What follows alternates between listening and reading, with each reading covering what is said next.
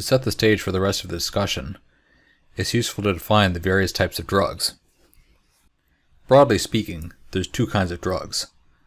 These are defined from a regulatory perspective based on their characteristics, and they are small molecule drugs and biologic drugs. On the left you see a typical small molecule drug in its dosage form. Small molecule drugs tend to be orally dosable. On the right, you see a biologic drug in one of its typical dosage forms. Biologic drugs tend to come as liquids and require injection. Small molecule drugs also tend to be called pharmaceutical drugs, and biologic drugs tend to be called biotechnology drugs. Pharmaceutical drugs are the most popular and oldest technical category of drugs.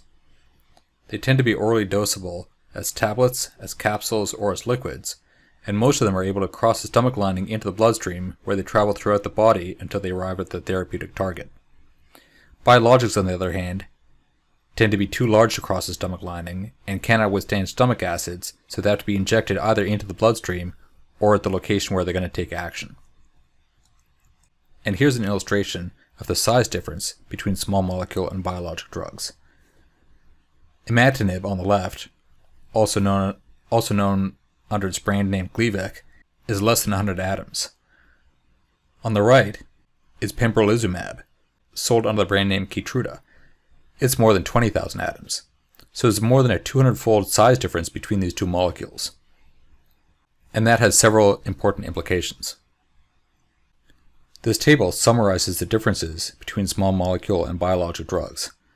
On the left you see that small molecule drugs tend to be orally dosed drugs, and biologic drugs require injection.